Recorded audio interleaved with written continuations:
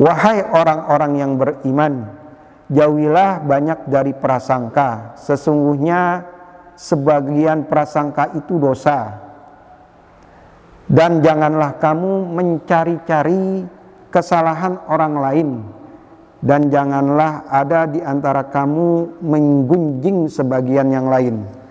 Apakah ada di antara kamu yang suka memakan daging saudaranya yang sudah mati? Tentu kamu merasa jijik. Dan bertakwalah kepada Allah, sesungguhnya Allah Maha penerima taubat dan Maha penyayang.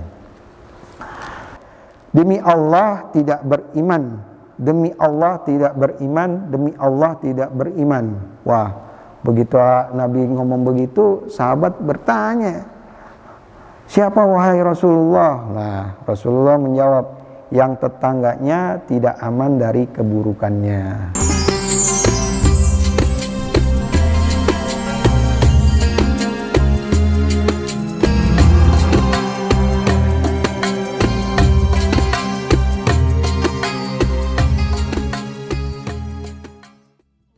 Assalamualaikum warahmatullahi wabarakatuh.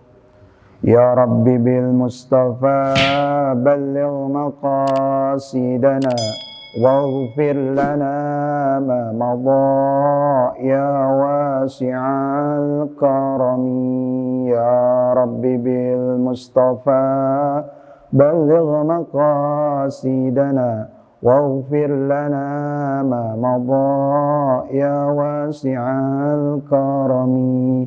Huwal habibul ladzi turja syafa'atuhu likulli hawlin minal ahwali muqtahimi. Ya Rabbi bil Mustafa balligh maqasidana waghfir lana ma madha ya wasi'al karami.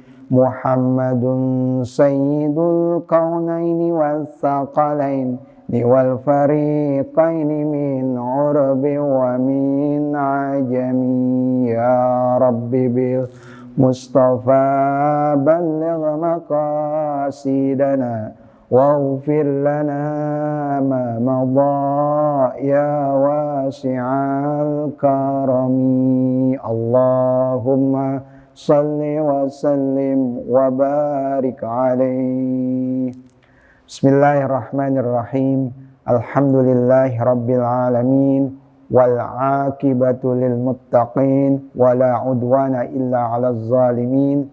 Wassalatu wassalamu ala sayyidina Muhammadin wa ala alihi wa sahbihi ajma'in, amma ba'.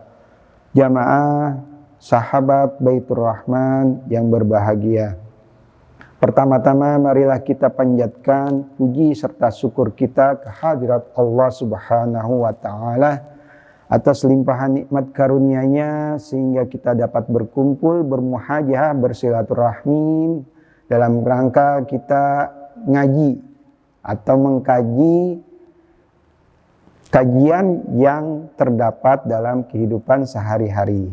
Insya Allah pada hari ini akan kita membahas bertetangga menurut Islam.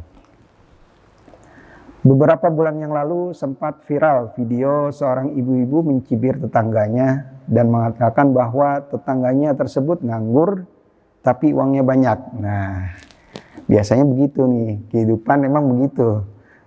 Nampaknya si ibu dalam video tersebut sama sekali belum bertabayun dengan tetangganya dan hanya berasumsi. Namun parahnya asumsi ini benar-benar disebarkan olehnya. Pada akhirnya diketahui bahwa dalam video tersebut mengunggah video permintaan maaf atau ucapannya setelah dikecam oleh netizen. Nah, ini kalau masalah seperti ini boleh juga kita bahas nih. Kan ya manusia itu kan makhluk sosial. Nggak mungkin dia hidup sendiri. Ya. Insya Allah kita akan bahas nih. Agak sedikit miris nampaknya ketika perilaku semacam ini terjadi di masyarakat kita.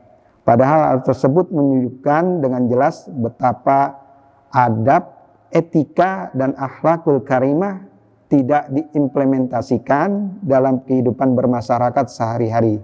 Padahal dalam Islam sendiri dengan tegas dan jelas mengatur bagaimana sebaiknya kita memperlakukan tetangga. Firman Allah Subhanahu wa taala dalam Al-Qur'an dan hadis sudah banyak berulang-ulang. Mungkin para ustadz-ustadz juga menyampaikan, tapi mungkin harus diulang-ulang lagi. Karena dalam kehidupan ya namanya manusia sering ada lipat lupa, sering ada lipat yang egonya juga masih bermain. Ya, dalam hal ini kita coba berbuat baik kepada tetangga ya. Allah Subhanahu wa taala telah berfirman dalam surat An-Nisa ayat 36, A'udzu billahi minasyaitonir rajim. Bismillahirrahmanirrahim. Wa'budullaha wa la tusyriku bihi syai'a wa bil walidaini ihsana wa bidzil qurba wal yatama wal masakin wal jari dzil qurba wal jaril junubi was sahibi bil jambi wabnis sabil wa ma malakat aymanukum innallaha la yuhibbu man kana mukhtalan fakhura. Artinya, dan sembahlah Allah dan janganlah kamu mempersekutukannya dengan sesuatu apapun, dan berbuat baiklah kepada kedua orang tua, karib kerabat, anak-anak yatim, dan orang-orang miskin, tetangga dekat dan tetangga jauh, teman sejawat, ibnu sabil, dan hamba sahaya yang kamu miliki. Sungguh Allah tidak menyukai orang yang sombong dan membanggakan diri. Dalam ayat ini konteksnya adalah bahwasanya Allah menyuruh kepada kita untuk berbaik kepada pertama orang tua kita, karib kerabat semua, termasuk tetangga. Karena tetangga itu merupakan saudara terdekat kita di lingkungan itu. Walaupun bukan saudara kandung atau ini, itu udah anggapannya saudara kita juga gitu. Ya misalnya paling gampang kan dalam kehidupan sehari-hari, ya kita sering ini misalnya ibu-ibu terutama nih kan biasanya kan sering ngobrol, sering tegur sapa ya. Kalau ada kurang-kurang bumbu, ada, oh nih ada nih bumbu nih, pakai aja gitu. Kan itu kan merupakan berbuat baik kepada tetangga. Dan ada riwayat dalam suatu riwayat di mana Nabi dengan Abu Dzar, masyhur banget ini. Waktu itu Rasulullah SAW menyuruh kepada sahabatnya Abu Dzar, wahai Abu Dzar, apakah kamu memasak sayur daging kuah? Abu Dzar mengatakan iya. Maka Rasulullah memberikan, maka perbanyaklah airnya dan berilah tetangga-tetanggamu. Ini dalam riwayat yang diriwayatkan oleh Muslim.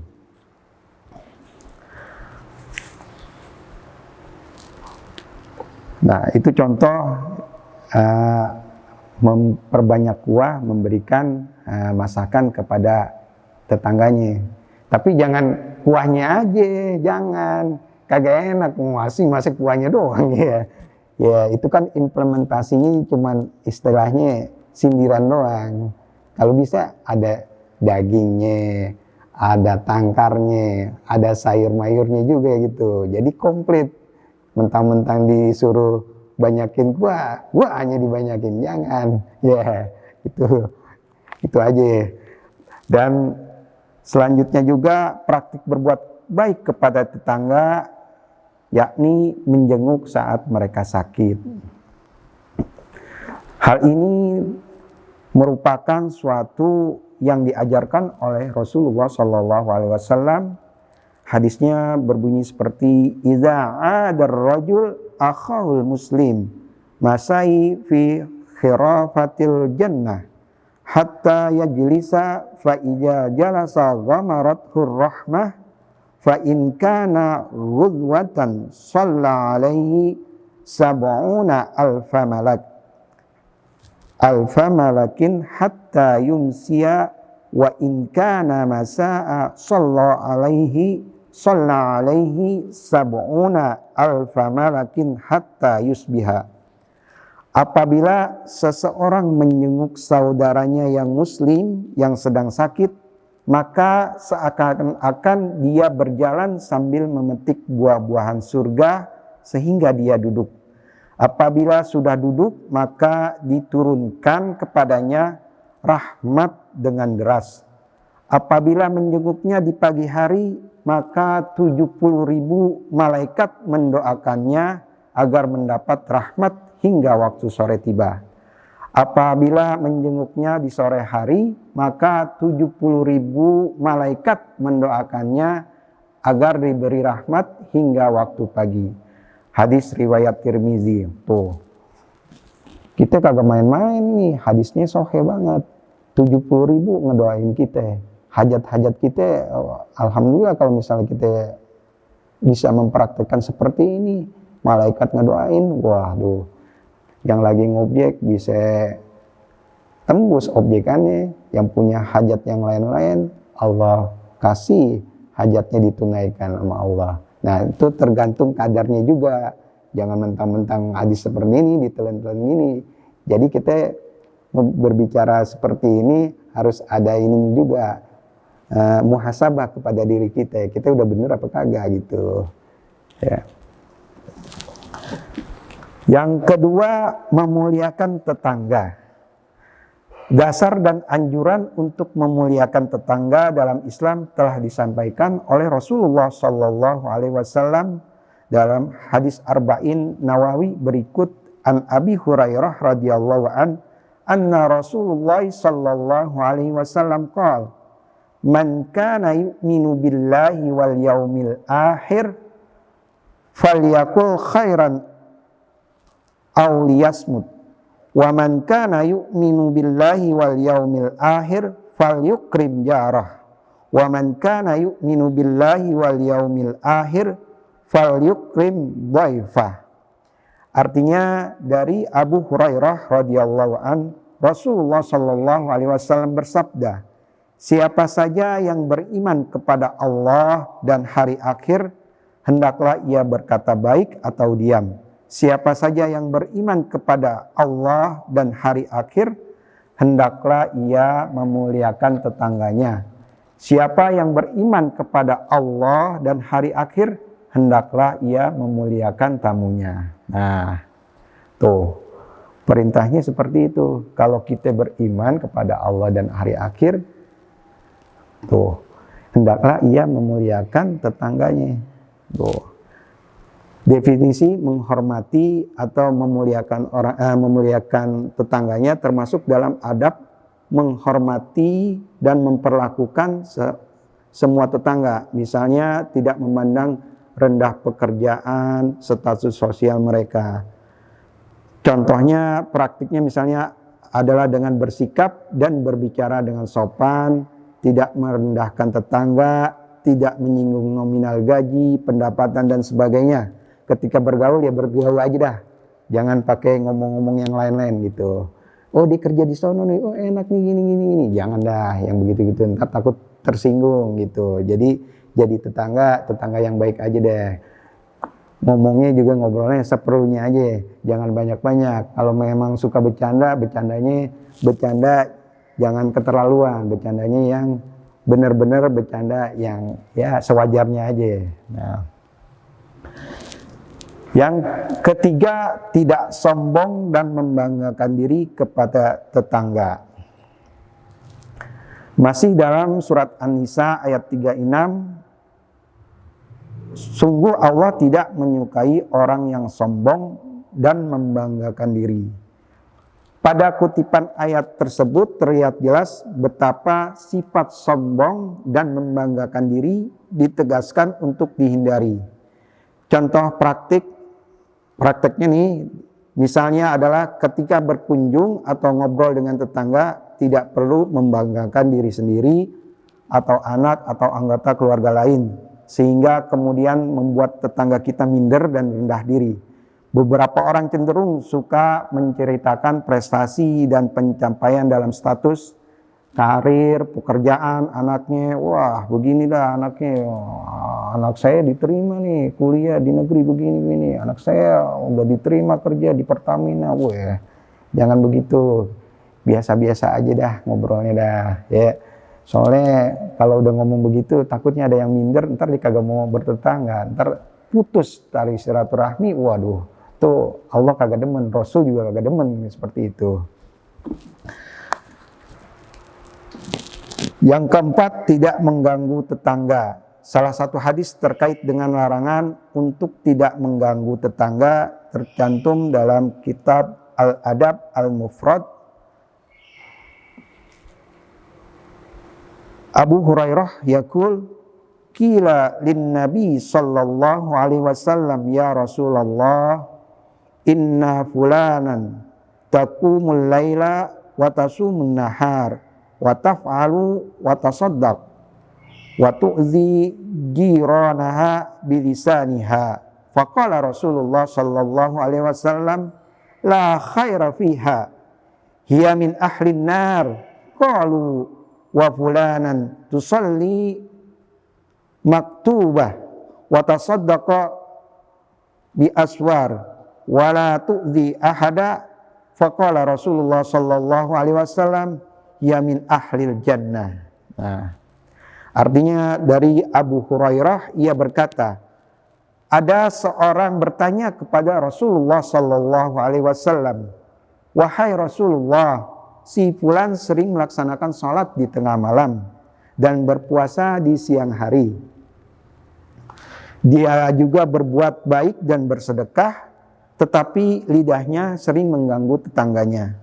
Rasulullah Shallallahu Alaihi Wasallam menjawab, tidak ada kebaikan di dalam dirinya dan dia adalah penduduk neraka.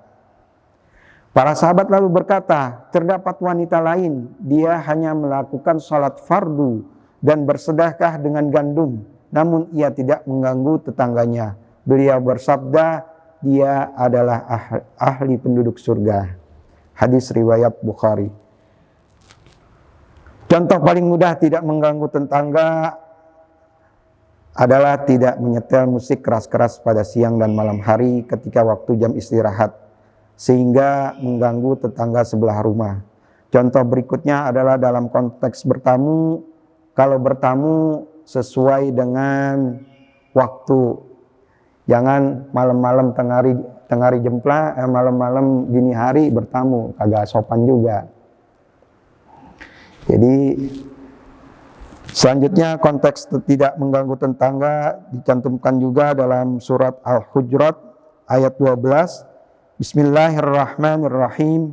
Ya ayyuhallazina amanu tanibu katsiran minadh-dhann inna ba'dadh-dhanni ismun fala tajassasu wala yaghtab ba'dukum ba'dha ayuhibbu ahadukum ayyakula ahma akhi maitan fakarihtumu wattaqullah innallaha tawwabur rahim.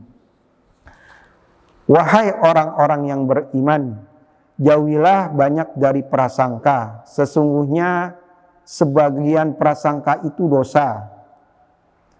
Dan janganlah kamu mencari-cari kesalahan orang lain. Dan janganlah ada di antara kamu menggunjing sebagian yang lain. Apakah ada di antara kamu yang suka memakan daging saudaranya yang sudah mati? Tentu kamu merasa jijik, dan bertakwalah kepada Allah. Sesungguhnya Allah Maha penerima taubat dan Maha penyayang. Nah, di sini kita nggak boleh berprasangka buruk kepada tetangga kita sekelilingnya itu, karena kita kalau berprasangka yang kagak baik, ntar hati kita ini bisa ngedumel sendiri gitu istilahnya. Wah, anaknya dia bisa nih berprasangka, oh dia gini-gini, aduh Janganlah, jangan. Kita berprasangkanya yang baik-baik aja. Dia hidup seneng, dia ini kita doain. Dia hidupnya berkah, dia seneng ini. Kita dapat kecipratan juga. Kalau dia pergi, dia tugas, dapat tugas ke daerah, dia pulang bawa oleh-oleh. Kita dapat juga gembolannya. Nih oleh-oleh Bapak kemarin dinas luar ini nih. Kan jadinya kan dapatnya imbasnya kan baik-baik juga ya. Tali silaturahminya jalan, kita jangan berprasangka buruk mulu. Nah, orang kagak ada di rumahnya ini gimana ini. Ya orang kagak bakal berpikiran begitu. Kalau ini kita berpikiran yang baik-baik, wah insya Allah dapatnya juga baik-baik. Contohnya seperti itu tuh. Nah, anak kita doain, ya semua ada tuh. Jadi anak sama anak itu saling bercengkrama.